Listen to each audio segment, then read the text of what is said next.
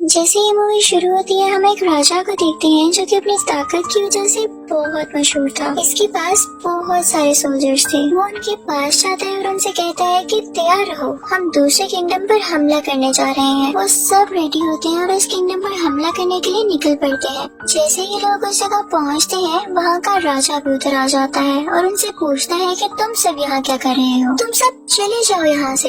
तो दुश्मन राजा कहता है कि फिर मैं आया ही क्यों था अगर मुझे जाना ही था। मैं यहाँ तुम्हें ये बताने आया हूँ कि अब तुम्हें मेरे अंडर काम करना होगा, तुम्हें मेरे लिए लड़ना होगा। तुम जैसे कई राजाओं को मैंने अपने अंडर किया है। लेकिन उस किंगडम का राजा अभी भी नहीं मानता। तो उसका दुश्मन राजा कहता है कि चलो एक छोटी सी वॉर लड़ते हैं तुम्हारे और मेरे एक एक सोल्जर के दरमियान। याद रहे अपना बेहतरीन सिपाही चुनना, और जिसका सोल्जर जीत गया हुक्म भी उसी का चलेगा। वो राजा मान जाता है और इसी के साथ वो अपने सबसे अच्छे सोल्जर को बुलाता है। जैसे ही वो आता है तो वो दिखने में बहुत ज्यादा स्ट्रॉन्ग लग रहा था। ये देखते ही पहला राजा एक सोल्जर का नाम पुकारता है, एगिलीस। लेकिन उसकी आर्मी में से कोई भी बाहर नहीं आता। तो ये देखकर सब उसका मजाक उड़ाने लगते हैं और वो राजा कहता है कि मेरे सोल्जर से डर गया है आपका सोल्जर। तो पहला राजा कहता है कि उसको देखे बिना तुम ये बात कर रहे हो, भी तुमने उसे देखा कहाँ है। इसी के साथ उस राजा को बताया जाता है कि एगिलीस यहाँ नहीं आया। राजा उसे यहाँ बुलवाता है और जैसे ही वो यहाँ आता है तो राजा उससे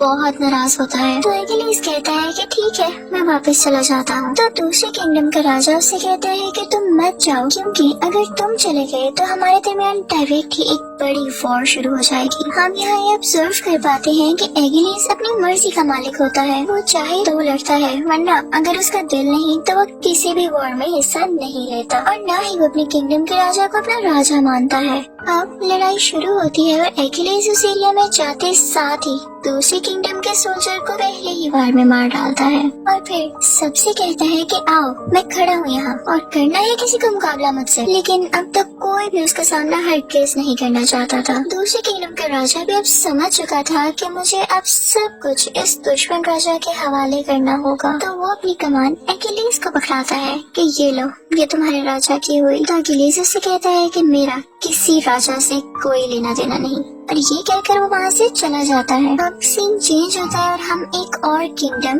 ट्रॉय को देखते हैं, जहाँ के एक राजा के दो बेटे होते हैं, एक हेक्टर और एक उसका छोटा भाई। हेक्टर भी बहुत फेमस वॉरियर था, बिल्कुल एगिलीस की तरह। उनकी किंगडम और एक और किंगडम की बहुत लड़ाइयाँ चल रही थी, लेकिन अभी लोग उनसे सुलह करना चाहते थे। हेक्टर और उसकी आर्मी वहाँ जाती है और वो लोग इन्हें बहुत अच्छे से होस्ट करते हैं, इन्हें तरह तरह के खाने खिलाते हैं। इस किंगडम का राजा जहाँ पे ये लोग आए थे वो उसका छोटा भाई होता है, जिसका एगिलीस सोल्जर था। इस राजा की वाइफ यानी रानी बहुत यंग और प्यारी होती है। अब इन दिनों के दौरान हेक्टर का छोटा भाई उसे पसंद करने लगता है और जब वो टाइम आता है कि हेक्टर और उसका छोटा भाई यहाँ से चले जाएं, तो हेक्टर का छोटा भाई उस रानी को भी अपने साथ ले आता है। हेक्टर को ये बात अभी तक पता ही न थी, लेकिन उसका भाई उसे कुछ टाइम बाद उसको सारी बात बता देता है। हेक्टर उसे बहुत डांटता है कि हम सुलह करके आ रहे हैं और तुमने एक नई जंग तैयार कर ली। वो फैसला करता है कि वो रानी को वापस छोड़ कर आएगा और माफी भी मांगेगा, लेकिन उसका भाई कहता है कि मैं हरगिज़ ऐसा होने नहीं दूंगा, ये जहाँ जाएगी मैं इसके साथ हूँगा। अब हेक्टर कुछ नहीं कर पाता और उसे उसकी बात माननी ही पड़ती है। जब उस किंगडम के राजा को ये बात पता चलती है तो अपने भाई से कहता है कि ये कैसी सुलह हुई, ये तो सरासर धोखा हुआ।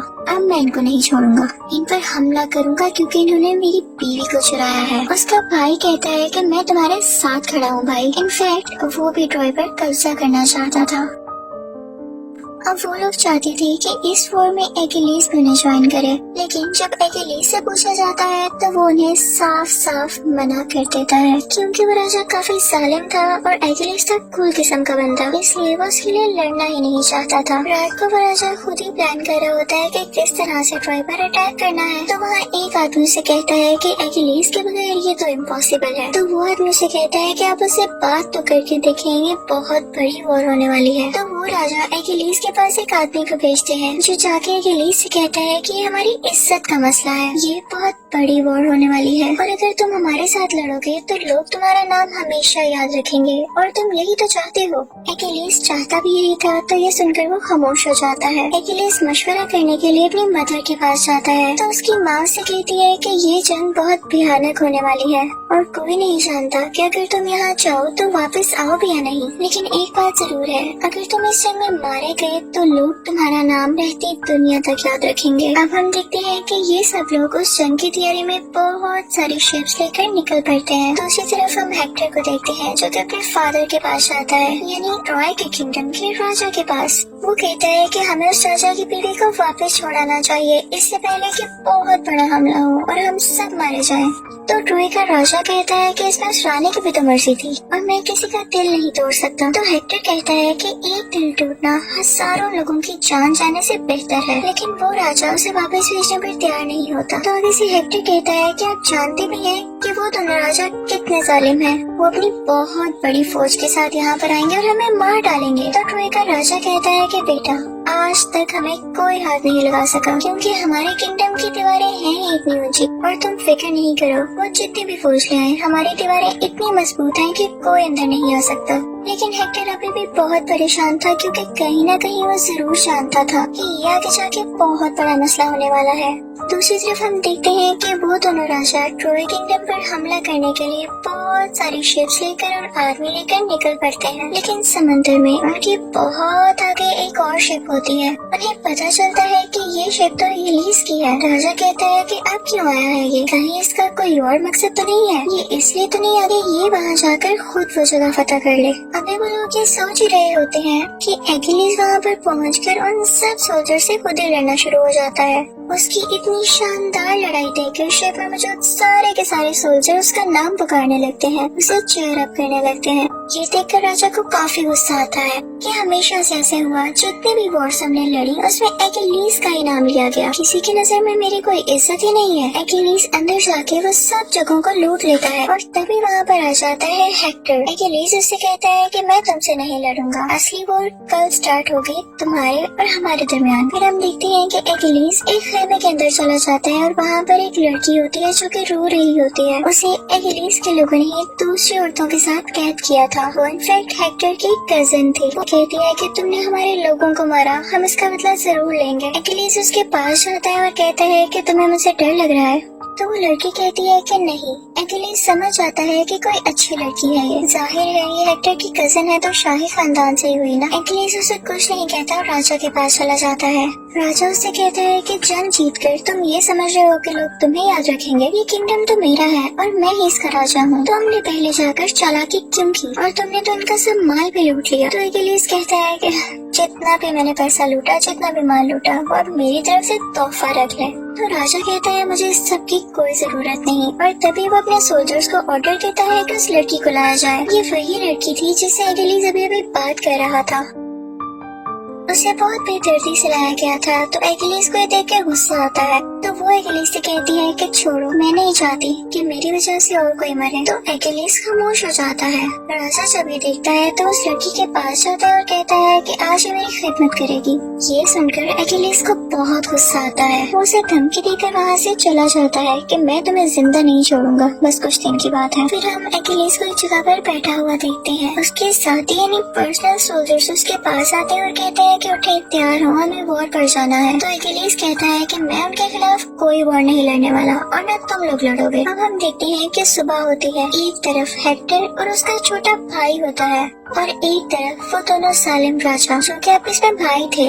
अब वो राजा हेक्टर से कहता है कि तुम्हारा छोटा भाई मेरी बीवी को पसंद करता है, तो क्यों ना हम दोनों में ही वॉर हो जाए और जो इस वॉर को जीतेगा वो उसको अपने साथ ले जाए। अगर मैं हारा तो मैं यहाँ से चला जाऊंगा, ये वादा है मेरा। लेकिन उस दुश्मन राजा को ये बात चुभने लगती है क्योंकि वो तो ट्रॉय पर कब्जा करने आया था तो वो अपने भाई से कहता है कि तुम हेक्टर के छोटे भाई को मार देना ताकि हम ट्रॉय पर कब्जा कर सकें। अब हेक्टर के छोटे भाई और उस राजा में जंग स्टार्ट होती है। वो बहुत बुरी तरह लड़ते हैं। अब वो राजा हेक्टर के छोटे भाई को मारने ही वाला होता है कि हेक्टर बीच में आके अपने भाई की जान बचा लेता है और उल्टा उसी राजा को मार देता है। उस राजा का भाई कहता है कि इन पर अटैक कर दो। उसके सब सोल्जर्स उस पर हमला करने लगते हैं, लेकिन क्योंकि आज एक्किलीज इनके साथ नहीं था तो ये लोग हारते जा रहे थे। इनके काफी ज्यादा सोल्जर्स मर रहे थे। सब सोल्जर्स डर जाते हैं और कहते हैं कि हम तो राजा की बीवी को छुड़ाने आए थे, लेकिन अब जब राजा की डेथ हो गई है तो फिर इस वॉर का क्या फायदा है। दूसरी तरफ हम देखते हैं कि उस राजा ने,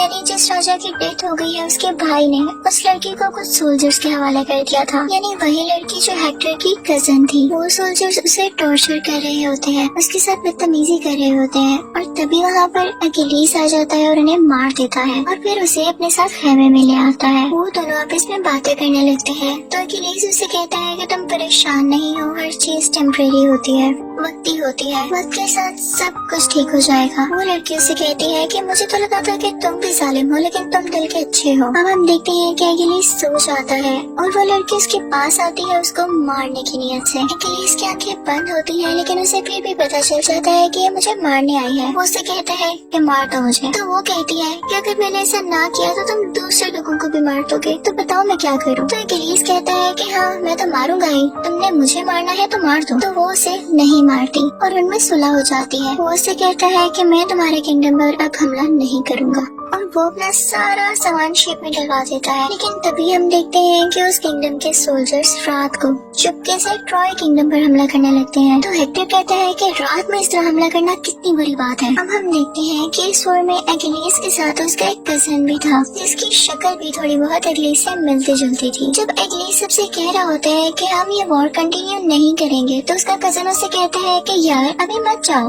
हमें ये वॉर कंटिन्यू करनी चाहिए। लोगों ने इतनी जाने कुर्बान की, इसका क्या फायदा। लेकिन एक्किलीज नहीं मानता तो वो चुपके से एक्किलीज का ड्रेस, शील्ड और तलवार वगैरह लेकर खुद ही वॉर में चला जाता है और सोल्जर से कहता है कि चलो वॉर शुरू करते हैं। सब लोग यही समझते हैं कि शायद ही एक्किलीज है और उसके पीछे जाने लगते हैं, लेकिन जैसे ही उसका सामना हेक्टर से होता है तो हेक्टर उसे मार देता है और बहुत खुश होता है। उसे लग रहा था कि उसने एक्किलीज को मार दिया, लेकिन उसे पता चलता है कि ये तो उसका कजन था। अब ये बात जब एक्किलीज को पता चलती है तो उसे बहुत गुस्सा आता है और वो ट्रॉय किंगडम के बाहर जाके खड़ा हो जाता है, उनकी दीवारों के बाहर। वो हेक्टर को आवाज़ें देने लगते हैं और हेक्टर बाहर आ चुका था।